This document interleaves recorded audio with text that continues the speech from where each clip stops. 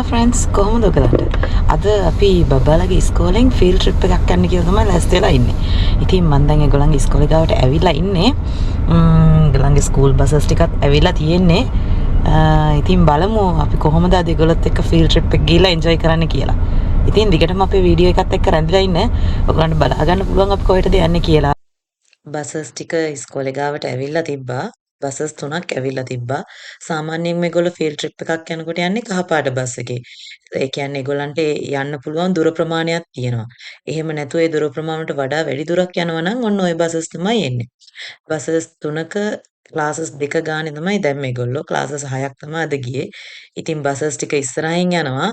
අම්මලා ටික පොලිමට පෙරහැරක් වගේ පිටිපස්සෙන් යනවා.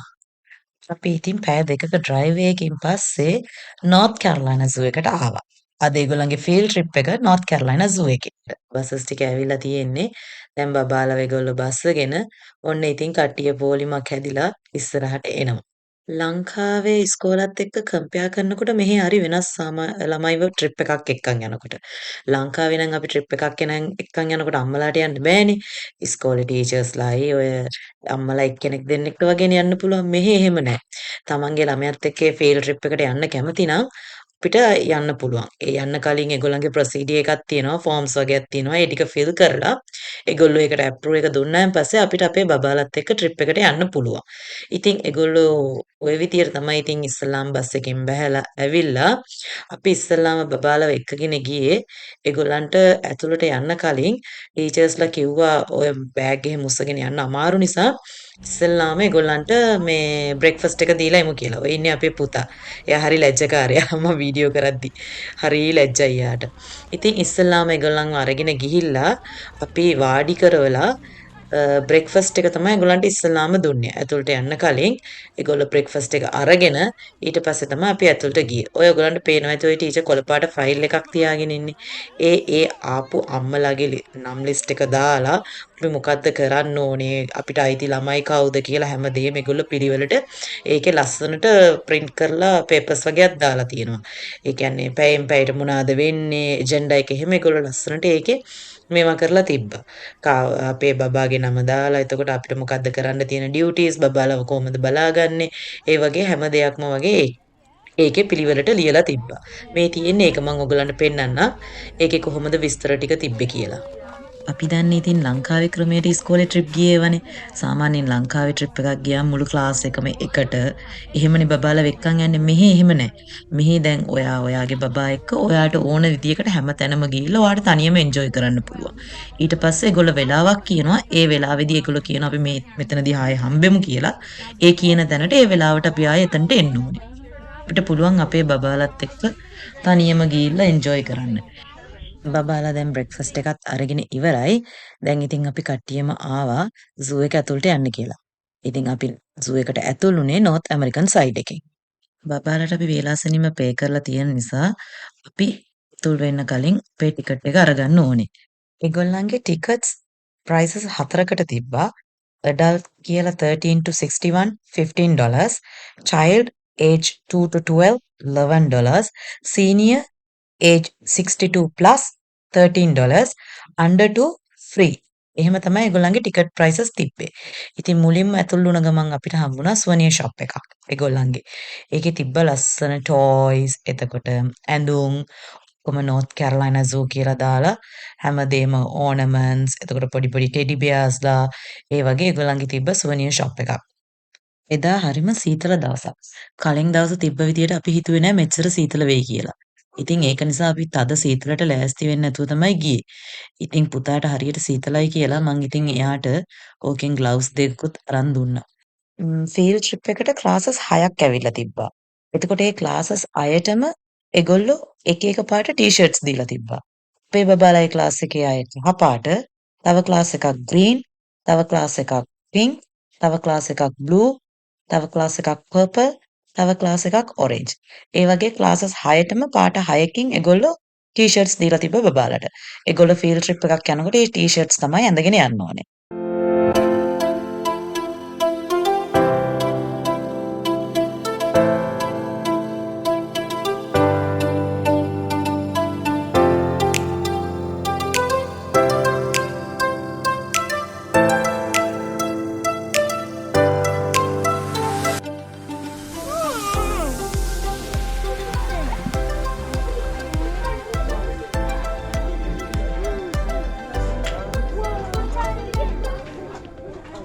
මේක තමයි නෝත් කැරලයිනා වල තියෙන ලොකුම සූ එක.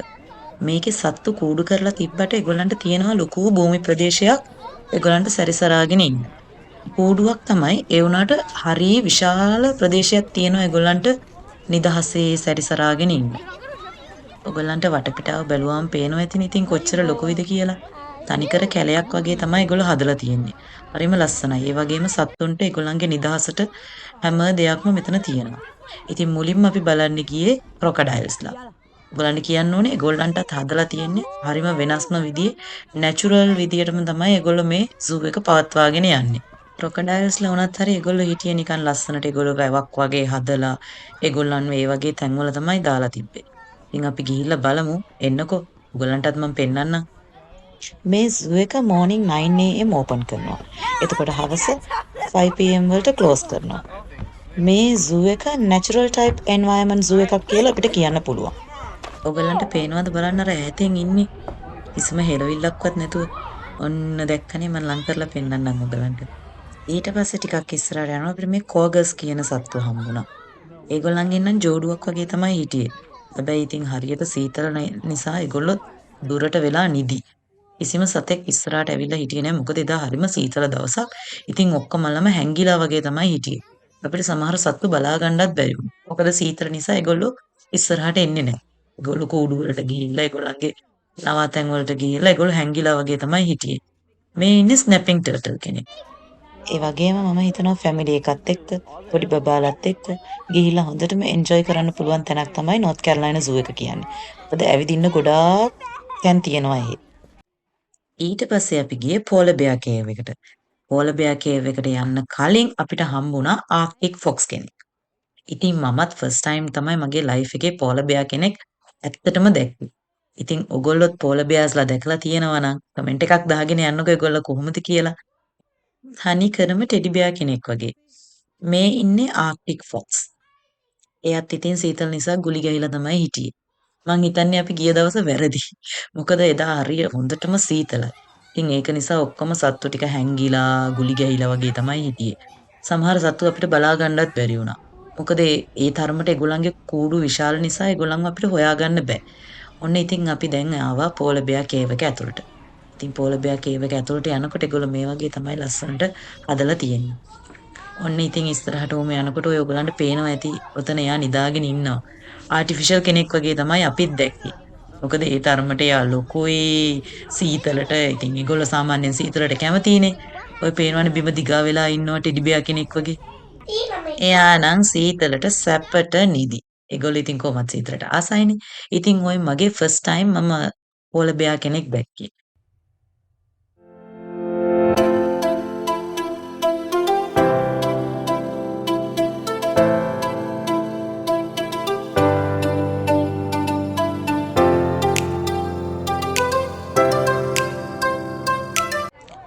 අපිට හම්බුණා චිල්ඩ්‍රන්ස් පාක් එකක්. ඉතින් මේ වගේ පාක් ගොඩාක් තියෙනවා මේ සූ එකේ. ඔයගොල්ලෝ ෆැමිලි එකත් එක්ක ආවොත් ඔයගලන්ට පොඩ්ඩක් රිලැක්ස් වෙන්න ඇවිදලා මහන්සි වෙන වෙලාවට පොඩි අය මේ වගේ පාක් එකක දාලා ඔයගලන්ට චුට්ටක් වාඩි වෙලා රිලැක්ස් කරලා ආයෙත් ඉතින් ඇවිදගෙන යන්න පුළුවන්. ඉතින් අපේ පුතාටත් පොඩ්ඩක් සෙල්ලම් කරන්න ඕනේ කිව්වා. ඇවිදලා මහන්සි කියලා කිව්වා. හැබැයි සෙල්ලම් කරනකොට නම් කිසිම මහන්සි පාටක් පේන්නේ නැහැ. පොඩි අයට ඉතින් එක දිගට ඇවිදිනකොට කම්මැලි වෙනවනේ. ඉතින් මේ කම්මැලි ගතිය නැති වෙන්න තමයි මේගොල්ලෝ මේ තැනින් තැන මේ වගේ පොඩි පොඩි පාක්ස් එහෙම අදලා තියෙන්නේ.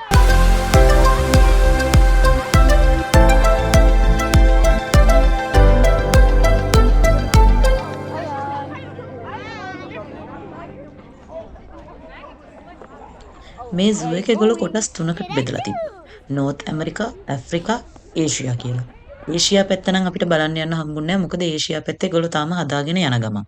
අපි ගියේ නෝර්ත් ඇමරිකා සයිඩ් එකටයි, ඇෆ්‍රිකා සයිඩ් එකටයි. දැන් අපි ඇෆ්‍රිකා සයිඩ් එකට යන්නේ කියලා තමයි මේ ලෑස්ති වෙන්නේ. ඇෆ්‍රිකා සයිඩ් එකට යන්න ඕගොල්ලෝ මෙතනින් ට්‍රෑම් එකක් ගන්න ඕනේ. ඒ ට්‍රෑම් එකේ නැගලා තමයි ඒගොල්ලෝ එකගෙන යනවා අපේ ඇෆ්‍රිකන් සයිඩ් එකට. එතකොට ඒගොල්ලෝ එතන ගෙනියලා අපිව දාලා ඊට පස්සේ අපිට තියෙන්නේ ඇෆ්‍රිකන් සයිඩ් එක එක්ස්ප්ලෝර් කරන්න. ඉතින් මේ ට්‍රෑම් එකේ තමයි අපි යන්න ඕනේ ඇෆ්‍රිකා සයිඩ් එකට.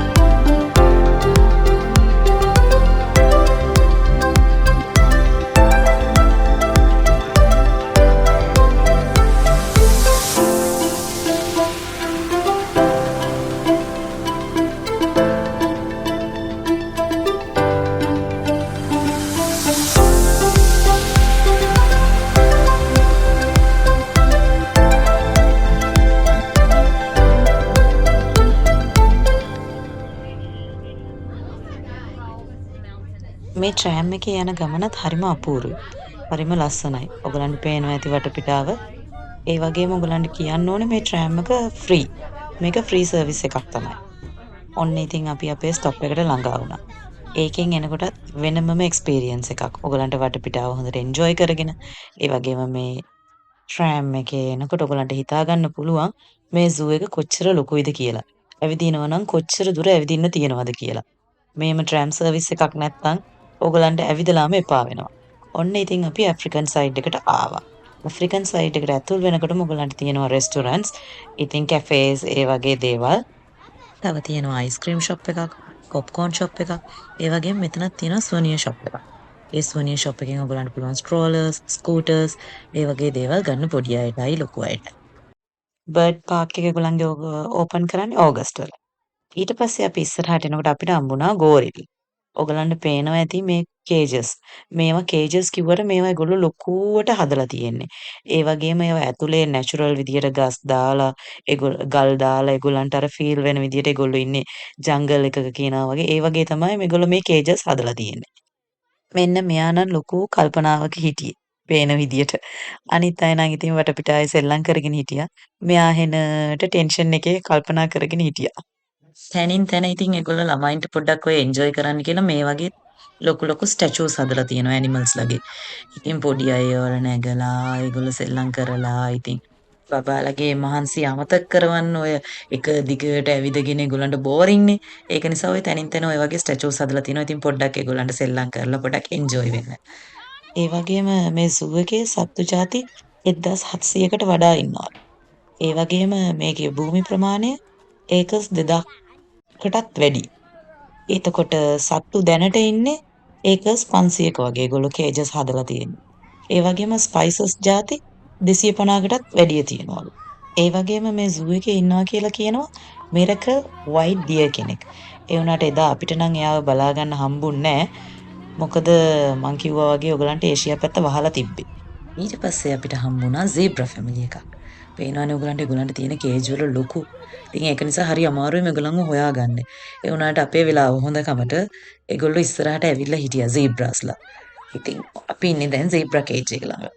ඒ වගේම මේ සූ එකේ තියෙන තව ස්පෙෂැලිටි එකක් තමයි ඔයගලන්ට VIP tour එකක් book කරගන්න පුළුවන්. ඒ කිව්වේ elephant tour, meet and feed the giraffe tour, gorilla healthcare secret tour, rhino so close tour, Rocky Coast adult tour, Rocky Coast family tour, Black Bear and Greasy Bear tour, Red Wolf Half After Dark tour, behind the scene of Lion ඒ වගේ ගොඩක් දේවල් මේගොල්ලන්ගේ තියෙනවා. මේ VIP tour එක ඔයගොල්ලෝ කරනවා නම් ඔයගොල්ලෝ ඒකට කලින් ටිකට් බුක් කරගන්න ඕනේ. ඊට පස්සේ අපිට හම්බුණා Red River Hog. දැන් නම් පොඩි අයට හොඳටම මහන්සි. සත්තු බලනවා කෙසේ වෙතත් දැන් කට්ටිය කියන්නේ එක එක්කෙනාට ගෙදර යන්න ඕනේ කියලා. මොකද ඇවිදලා ඒ තරමට මහන්සි ඒගොල්ලන්ට. ඊට පස්සේ අපි එහෙම ඉස්සරහට එනකොට අපිට හම්බුණා ostrich. ostrich, zebra, giraffe මේ තුන්ගොල්ලන්ව මම හිතන්නේ එකම කූඩුවක තමයි හිටියේ. අර ඒගොල්ලන්ට තියෙන කූඩුව ලොකු නිසා ඒගොල්ලෝ එක එක පැතිවලට ගිහිල්ලා තමයි ඉන්නේ. ඉතින් ඕක පැති 3කට යන්න ඕනේ අපි ඒ තුන් ගොල්ලන්ව බලන්න. ඊට පස්සේ අපිට හම්බුණා South African elephants-ලා. ඉතින් ඔයගලන්ට පේනවනේ අපේ ලංකාවේ අලි තරම් නම් ලස්සන නෑ. ඒ වුණාට ඉතින් පොඩි අයට මෙහි දකින්න හම්බෙන්නේ South African elephants-ලා තමයි. මොකද ඒෂියන් පැත්ත මේගොල්ලෝ තාම හදාගෙන යන නිසා ඒෂියන් elephants-ලා හිටියේ නෑ. ඒක නිසා ඉතින් South African elephants-ලා තමයි මේගොල්ලන්ට බලා ගන්න පුළුවන්. ඉතින් ඒගොල්ලන්ගෙත් හිටිය මං හිතන්නේ අලි 5ක් 6ක් වගේ හිටියා.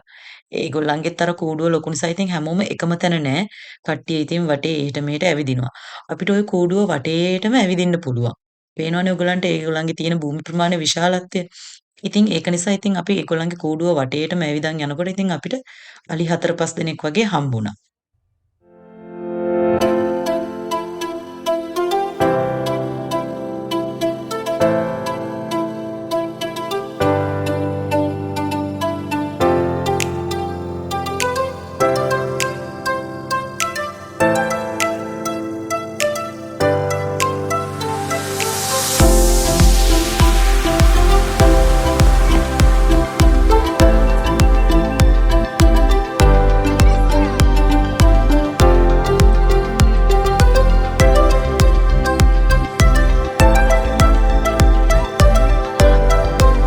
අලි බලලා ඉස්සරහට එනකොට අපිට හම්බුණා එලිෆන්ට් ට්‍රැකින් ස්ටේෂන් කියලා එකක්. The Elephants of කැමරෝන් කියලා ඒගොල්ලන්ගේ අලි ගැන විස්තර කරලා එතකොට ඒගොල්ලෝ අලි ගැන ඔය පරණ අතීතයේ ඉඳලා කොහොමද ඒගොල්ලෝ පවත්වාගෙන ආවේ ඒ වගේ එක එක ඒවා ඔය ළමයින්ට අධ්‍යාපනය සම්බන්ධ එක එක ඒවා මේවා කරලා එතන හෙලිකොප්ටර් එකකුත් තියලා ලස්සනට ඒගොල්ලෝ ඒවා ගැන විස්තර කරලා තිබ්බා මේ පොඩි රූම් එකක් වගේ එකක් හදලා ඒකෙන් ළමයින්ට ඔය අලින්ගේ කොලර්ස් කොහොමද හදන්නේ ඒවා වල බර ඒවා මේවා හැම දෙයක්ම වගේ ලියලා අලින්ට යූස් කරන ඔය එක එක මේවා ට්‍රැකින් කරන්න ඒගොල්ලෝ කොහොමද අලින් ඒ වගේ ගොඩාක් විස්තර දාලා ඒගොල්ලෝ හැම දෙයක්ම විස්තර කරලා තියලා තිබ්බා. ඊට පස්සේ ඉතින් පොඩි අයට බඩගිනි කියලා අපි ආවා පීට්සා ගන්න. ඊපස්සේ ඒගොල්ලන්ට පීට්සා අරන් කන්න දීලා මොකද ඇවිදලා ඇවිදලා දැන් හොඳටම මහන්සි වෙලා ඉන්නේ කට්ටිය. ඒක නිසා ඉතින් ඒගොල්ලන්ට පීට්සා ඕනේ කියලා අපි ආවා පීට්සා අරන් දෙන්න.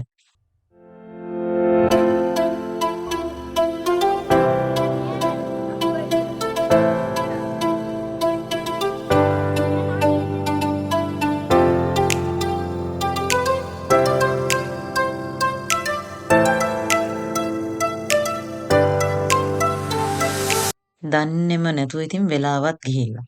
ආයෙත් අපි ඉතින් ට්‍රෑම් ස්ටේෂන් එකට ඇවිල්ලා ට්‍රෑම් එකේ නැගලා නෝර්ත් ඇමරිකා පැත්තට යන්න තමයි ලෑස්ති වෙන්නේ.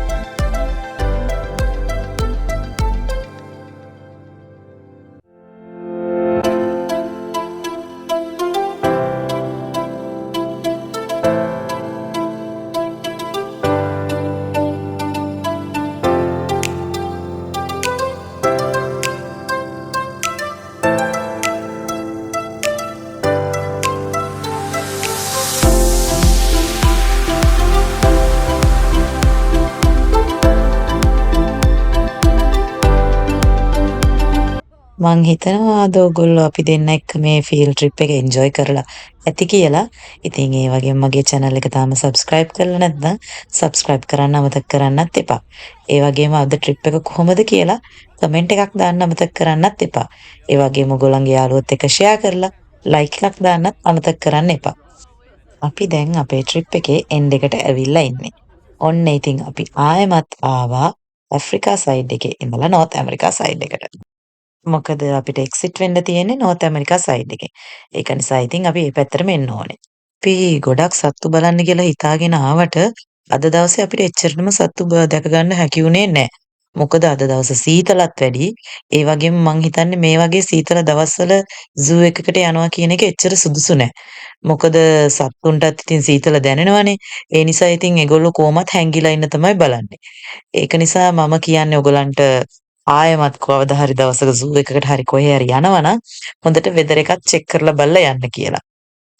අපි ආයේ අපේ මීටින් පොයින්ට් එකට ආවා. ඉතින් මෙතනට ඇවිල්ලා අපිට පුළුවන් අපේ බබාව චෙක් අවුට් කරගෙන අපි එක්කම එක්කගෙන යන්න. ඉතින් මම අපේ බබාව චෙක් අවුට් කරගෙන මාගේ එක්කම අරගෙන ආවා. අරගෙන ඉතින් ආයෙ පැය දෙකක් ඩ්‍රයිව් කරන් ගෙදර එනකොට එයාට හොඳටම වාහනේම නිින්ද ගිහිල්ලා.